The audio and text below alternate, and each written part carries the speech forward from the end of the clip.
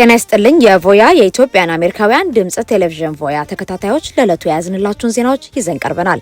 ዋና ርዕሶቹን በቅድሚያ በአሜሪካ የዘንድሮ የግብር ተመላሽ ክፍያ ካለፈው ዓመት ጋር ሲነጻጸር በ11 በመቶ መጨመሩ፣ ለልጆቻቸው የትምህርት ብድር የወሰዱ ወላጆች አስቸኳይ እርምጃ እንዲወስዱ መመከሩ፣ በአሜሪካ ለማህበራዊ ዋስትና ሶሻል ሴኩሪቲ ተጠቃሚዎች የተሰማው መልካም ዜና አዲሱ ሕግ የግብር ጫናን እንደሚቀንስ፣ የቻይና የሰው ሰራሽ አስተዋጽኦ ኤአይ መጠቅ የአሜሪካን ቴክኖሎጂ የበላይነት እየተፈታተነ መሆኑ፣ በአሜሪካ መኖሪያ ቤት መግዛት ከቆይታ በኋላ ለጡረታ ዘመን ዋነኛ የፋይናንስ ምንጭ ሊሆን እንደሚችል መገለጹን እንዳስሳለን። እስከ መጨረሻው አብራችሁን ቆዩ። በአሜሪካ የዘንድሮ የግብር ተመላሽ ክፍያ ካለፈው ዓመት ጋር ሲነጻጸር በ11 በመቶ መጨመሩ ተገለጸ። በአሜሪካ የ2026 የግብር ዘመን መከፈቱን ተከትሎ የሀገሪቱ የገቢዎች ባለስልጣን ይፋ ባደረገው የመጀመሪያ ደረጃ መረጃ መሰረት አማካኝ የግብር ተመላሽ ታክስ ሪፈንድ ክፍያ ካለፈው ዓመት ተመሳሳይ ወቅት ጋር ሲነጻጸር የ10.9 በመቶ ብልጫን አሳይቷል። እንደ ባለስልጣኑ ሪፖርት እስከ የካቲት 6 ቀን 2026 ድረስ ባለው ጊዜ ውስጥ ለአንድ ግብር ከፋይ የተከፈለው አማካይ ተመላሽ $2090 ደርሷል። ይህም ካለፈው ዓመት የ$2065 አማካይ ክፍያ ጋር ሲነጻጸር የ$225 ጭማሪ አለው። እስከ ጠቀሰው ቀን ድረስ በአጠቃላይ ከ16.9 ቢሊዮን ዶላር በላይ ለዜጎች ተመላሽ የተደረገ ሲሆን ይህም ካለፈው ዓመት የ1.9 በመቶ እድገትን አሳይቷል። የገንዘብ ሚኒስቴርና የገቢዎች ባለስልጣን ተጠባባቂ ኮሚሽነር ስኮት ቢሰንት ክፍያው እስከ 22 በመቶ ሊያድግ እንደሚችል ቀደም ብለው ቢጠቁሙም የባለስልጣኑ ይፋዊ መረጃ ግን ጭማሪው 10.9 በመቶ መሆኑን አረጋግጧል። ክፍያው የካቲት ወር መጨረሻ ላይ ይበልጥ ሊጨምር እንደሚችልም ይጠበቃል። ይህም የሚሆነው ባለስልጣኑ አነስተኛ ገቢ ላላቸው ግብር ከፋዮች እንዲሁም ለልጆች የሚሰጠውን የግብር ድጎማ መሰረት ያደረጉ ተመላሾችን ማስተራጨት ሲጀምር ነው። ፕሬዝዳንት ዶናልድ ትራምፕ በበኩላቸው በወሰዷቸው የግብር ማሻሻያዎች ምክንያት የ2026 የግብር ዘመን በታሪክ ከፍተኛው ተመላሽ የሚከፈልበት ወቅት እንደሚሆን ቃል ገብተዋል። ይሁን እንጂ የኢኮኖሚ ባለሙያዎች እንደሚሉት የተመላሹ መጠን እንደ ግለሰቦቹ የገቢ ሁኔታና ዓመቱ ሙሉ ሲከፍሉ በቆዩት የግብር መጠን ላይ ተመስርቶ ሊለያይ ይችላል። ለልጆቻቸው የከፍተኛ ትምህርት የፌዴራል ብድር የወሰዱ አሜሪካውያን ወላጆች በቀጣዮቹ ወራት ሊተገበሩ ከታቀዱ አዳዲስ ያከፋፈል ለውጦች ራሳቸውን ለመጠበቅ አስቸኳይ እርምጃ እንዲወስዱ የዘርፉ ባለሙያዎች አስጠነቀቁ። እንደ ባለሙያዎቹ ገለጻ ወላጆች እስከ መጋቢት መጨረሻ ማርች 31 ድረስ ብድራቸውን ወደ አንድ ካላጠቃለሉ ገበያቸው ማዕከል ካደረጉ ምቹ ያከፋፈል አማራጮችና የብድር ይቅርታ ፕሮግራሞች ሊሰረዙ ይችላሉ። ባለፈው ዓመት በፕሬዝዳንት ዶናልድ ትራምፕ አስተዳደር የጸደቀው አዲሱ የኢኮኖሚ ሕግ ከሐምሌ 1 ቀን 2026 ጀምሮ የብድር አከፋፈል ስርዓቱን እንደሚቀይረው ተመልክቷል። በዚህ መሰረት ወላጆች እንደ ገቢያቸው መጠን የሚከፍሉት የአይዲአር አማራጮች ተሰርዘው እንደ ብድራቸው መጠን ከ10 እስከ 25 ዓመት በሚዘልቅ ውስጥ የአከፋፈል ስርዓት ውስጥ እንዲካተቱ ይገደዳል። ይህ ለውጥ በተለይ ወደ ጡረታ ለተቃረቡ ወላጆች ከፍተኛ የወለድ ጫና፣ ወራዊ የገንዘብ እጥረት ሊያስከትል እንደሚችል ተሰግቷል። በአሁኑ ወቅት 3.6 ሚሊዮን ገደማ ወላጆች ከ116 ቢሊዮን ዶላር በላይ የትምህርት ብድር ያለባቸው ሲሆን አማካይ የብድር መጠኑ $32,000 መሆኑ ተገልጿል። ተበዳሪዎች ምቹ የሆነ የአከፋፈል አማራጮችን ለማስከተል እስከ መጋቢት 31 ቀን 2026 ድረስ በድረገጽ studentaid.gov አማካኝነት ብድራቸውን ወደ አንድ እንዲያጠቃልሉ ጥሪ ቀርቧል። ከሐምሌ ወር በኋላ የሚወስዱ አዳዲስ ብድሮች ግን በአዲሱ ጥብቅ አከፋፈል ስርዓት ውስጥ ብቻ የሚካተቱ ሲሆን ዓመታዊና የህይወት ዘመን የብድር ገደብም እንደሚጣልባቸው ታውቋል። በአሜሪካ ለማህበራዊ ዋስትና ተጠቃሚዎች ወይም ሶሻል ሴኩሪቲ መልካም ዜና፣ አዲሱ የህግ የግብር ጫናን ሊቀንስ ነው። በ2025 በወጡ አዳዲስ ህጎች ምክንያት በዘንድሮ የግብር ዘመን በሚሊዮን የሚቆጠሩ የማህበራዊ ዋስትና ወይም ሶሻል ሴኩሪቲ ተጠቃሚዎች ላይ ከፍተኛ ለውጥ ሊያመጡ እንደሚችሉ ተመለከተም።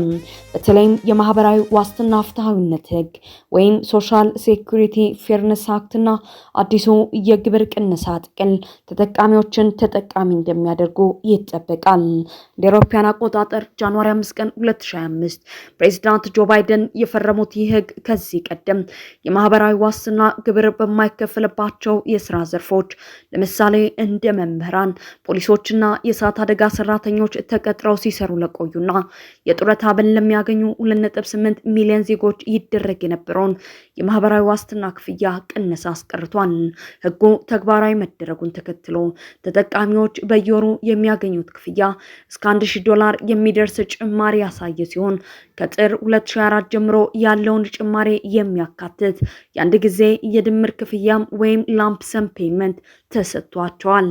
በሌላ በኩል ፕሬዚዳንት ዶናልድ ትራምፕ እንደ አውሮፓውያን አቆጣጠር ጁላይ 4 ቀን 2025 የፈረሙት ትልቁና ውብ ወይም ቢግ ቢዩቲፉል የተሰኘውን የግብር ጥቅል ለአረጋውያን አዲስ የግብር ቅነሳ እድል ይዟል። በዚህም መሰረት ብቁ የሆኑ አረጋውያን ከማህበራዊ ዋስትና ገቢያቸው ላይ እስከ $6000 ወይም ለጥንዶች $12000 የሚደርስ የግብር ቅነሳ ማግኘት ይችላሉ።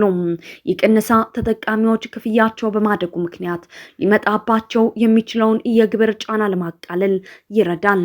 ለዚህ ሙሉ የግብር ቅነሳ ብቁ ለመሆን የግለሰቦች ዓመታዊ ጠቅላላ ገቢ ከ$75000 በታች፣ ለጥንዶች ደግሞ ከ$150000 በታች መሆን እንዳለበት ተመልክቷል።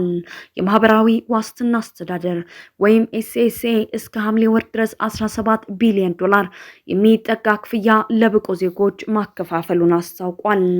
ግብር ከፋዮች ዘንድሮ በሚያቀርቡት የግብር ፎርም ወይም ፎርም 1040 ላይ የድምር ክፍያ ምርጫን ወይም ላምፕሰም ኢሌክሽን እንዲጠቀሙ የዘርፉ ባለሙያዎች ይመክራሉ።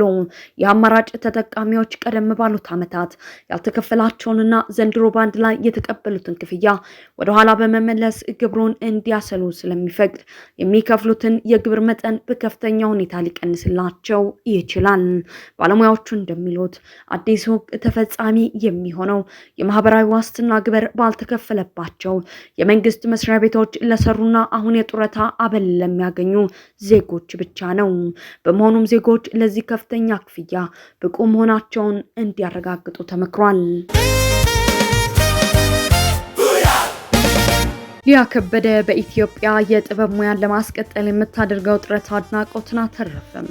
ታዋቂዋ ሞዴልና ስራ ፈጣሪ ሊያ ከበደ እንደ አውሮፓውያን አቆጣጠር በ2027 የመሰረተችው ለምለም የተሰኘው የፋሽን ብራንድ በኢትዮጵያ የሚገኘውን የባህላዊ ሽመና ጥበብን በመጠበቅና ለሴት ባለሙያዎች የስራ ዕድል በመፍጠር ረገድ ከፍተኛ ስኬት እያገኘ መሆኑ ተገለጸ። በአማርኛ ቋንቋ ለምለም የሚለውን ስያሜ የያዘው ይህ ተቋም በተለይ በባህላዊ መንገድ በእጅ የሚሸመኑ አልባሳትን ለዓለም አቀፍ ገበያ በማቅረብ የሚታወቅ ሲሆን በአሁኑ ወቅት ከሴቶች ይዞታ ስር ከሚገኝ የጥበብ አውደ ጥናት ጋር በመተባበር በርካታ ኢትዮጵያውያን ባለሙያዎችን ተጠቃሚ እያደረገ ይገኛል። ሊያ ከበደ ስለ ብራንዱ ዓላማ ስትናገር በሀገሯ የነበረው የሽመና ጥበብ በአካባቢያዊ ፍላጎት መቀነስ ምክንያት የመጥፋት ስጋት ደቅኖበት በነበረበት ወቅት ፋሽንን እንደ መፍትሄ በመጠቀም ዘላቂ የስራ ዕድል ለመፍጠር መነሳቷን ገልጻለች። በዚህ ምክንያት በሽመና ስራ የተሰማሩ ወላጆች ቤተሰቦቻቸው እንዲያስተዳድሩና ልጆቻቸውን ወደ ትምህርት ቤት እንዲልኩ ከመርዳቱም በላይ የጥበብ ሙያው ለትውልድ እንዲሸጋገር ትልቅ ድርሻ እያበረከተ ይገኛል።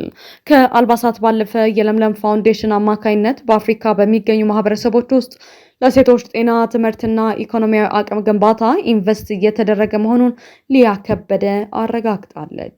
ብራንዱ በአሁኑ ወቅት የመዋኛ ልብሶችን፣ ካፍታኖችንና የቤት ውስጥ መጠበቂያ ቁሳቁሶችን እያመረተ ሲሆን የጥበብ ውጤቶቹ በደማቅ ያሉ ቀለማትን በእጅ በተሰሩ ውስብስብ ጥበቦች የታጀቡ መሆናቸው በገበያ ውስጥ ተመራጭ አድርጎታል።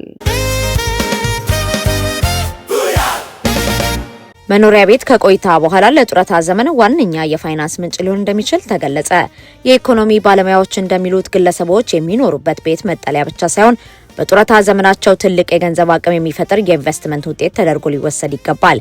ይህ የንብረት አይነት በአግባቡ ከተያዘ በጡረታ ጊዜ ሊያጋጥም የሚችለውን የገንዘብ እጥረት ለመቅረፍ የተረጋጋ ሕይወትን ለመምራት ከፍተኛ ሚና እንደሚጫወት ባለሙያዎች አሳስበዋል። የዘርፉ ተመራማሪ የሆኑት እንደገለጹት መኖሪያ ቤት ለመጠለያነት ብቻ የሚውል ሳይሆን ትልቅ የጡረታ ሀብት ነው። ንብረቱን በንቃት ማስተዳደር የቤቱን ዋጋ ከመጠበቅም በላይ የገንዘብ ፍሰትን ለማሳደግ ይረዳል ብለዋል። ይህም ማለት ግለሰቦች በስራ ዘመናቸው የቤታቸውን ይዞታ በማልማትና ጥገና በማድረግ ወደፊት ለሚኖረው የገበያ ዋጋ ራሳቸውን ማዘጋጀት እንዳለባቸው ተመልክቷል። በተለይም በጡረታ ዘመን የገቢ ምንጭ በሚቀንስበት ወቅት ቤትን በመሸጥ ወደ አነስተኛ ቤት መዘዋወር ወይም በቤት ንብረት ላይ የተመሰረቱ የብድር አማራጮችን በመጠቀም ተጨማሪ ገቢ መፍጠር እንደሚቻል ባለሙያዎች ይጠቁማሉ። በመሆኑም መኖሪያ ቤትን እንደ አንድ የጡረታ እቅድ አካል አድርጎ ማየት ለወደፊት የፋይናንስ ዋስትና ወሳኝ መሆኑ ተረጋግጧል። የቻይና የሰው ሰራሽ አስተውሎት AI የአሜሪካ የቴክኖሎጂ የበላይነት እየተፈታተነ መሆኑ ተገለጸ።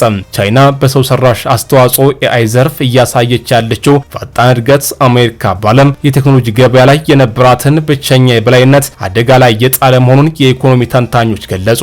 ቴስ ሎምበር የተሰኘው ተቋም ዋና የምስራቅ እስያ ተመራማሪ ሮሪ ግሪን ለCNBC እንደተናገሩት አሜሪካ በቴክኖሎጂ ዘርፍ የነበራትን የሞኖፖል የበላይነት በአሁኑ ወቅት በቻይና ተሰብሯል። እንደ ተንታኙ ገለጻ የቻይና ቴክኖሎጂ እድገት በሰው ሰራሽ አስተዋጽኦ ብቻ የተገደበ ሳይሆን የኤሌክትሪክ ተሽከርካሪዎችና ሌሎች የሳይንስ ዘርፎችንም ያካተተ ነው። ቻይና የላቀ ቴክኖሎጂን አነስተኛ ከሆነ የማምረቻ ውጪ ጋር ማጣመር መቻሏ ያላትን ግዙፍ የአቅርቦት ሰንሰለት መጠቀሟ በዓለም አቀፍ ደረጃ ተወዳዳሪ አድርጓታል። ቤጂንግ ባለፈው ዓመት 8.69 ቢሊዮን ዶላር የሚገመት ብሔራዊ የሰው ሰራሽ አስተዋጽኦ ፈንድ ማቋቋሚያና ቴክኖሎጂውን ለኢንዱስትሪዎች ጋር ለማስተሳሰር AI ፕላስ የተሰኘ አዲስ ስትራቴጂ መንደፏ ተመላክቷል። በተለይ ሁዋዌ የተሰኘው የቻይና ቴክኖሎጂ ኩባንያ በአሁኑ ወቅት የአሜሪካውን የቺፕ ግዙፍ ኒቪዲያ ክፍተት ለመሙላት ከፍተኛ ጥረት እያደረገ ይገኛል። ቻይና በሀገር ውስጥ የሚመረቱ ቺፖችን በስፋት በጥቅም ላይ በመዋል አነስተኛ ወጪ የሚጠይቅ የኤሌክትሪክ ኃይልን በመጠቀም የሰው ሰራሽ አስተዋጽኦ ሞዴሎችን በፍጥነት እያሳደገች ነው። የጉግል ዲፕ ማይንድ ዋና ስራ አስፈጻሚ ዴሚስ ሃስፒያስ በበኩላቸው የቻይናና የAI ሞዴሎች ከአሜሪካ አቻዎቻቸው የሚዘገዩት በጥቂት ወራት ብቻ መሆኑን ጠቁመዋል። ይህ የቻይና እድገት በተለይ ለታዳጊ ሀገራት አዲስ አማራጭን ይዞ መጥቷል። ውድ የሆነውን የአሜሪካና የአውሮፓ ቴክኖሎጂ ከመግዛት ይልቅ ታዳጊ ሀገራት አነስተኛ ዋጋ ያለውን የቻይናን ቴክኖሎጂ ሊመርጡ እንደሚችሉ ተንታኞች ይገምታሉ። በዚህ ምክንያት በሚቀጥሉት 5 እና 10 ዓመታት ውስጥ አብዛኛው የዓለም ሕዝብ በቻይና የቴክኖሎጂ ስርዓት ውስጥ ሊጠቃለል እንደሚችል ተመላክቷል። በሌላ በኩል እንደ አማዞን፣ ማይክሮሶፍትና ሜታ ያሉ የአሜሪካ የቴክኖሎጂ ግዙፎች በዚህ ዓመት በሰው ሰራሽ አስተዋጽኦ ላይ 700 ቢሊዮን ዶላር ገደማ ወጪ እንደሚያደርጉ ቢገልጹም ከዚህ ግዙፍ ኢንቨስትመንት የሚገኘው ትርፍ ግን በአሁኑ ወቅት ጥያቄ ምልክት ውስጥ መውደቁ ተዘግቧል።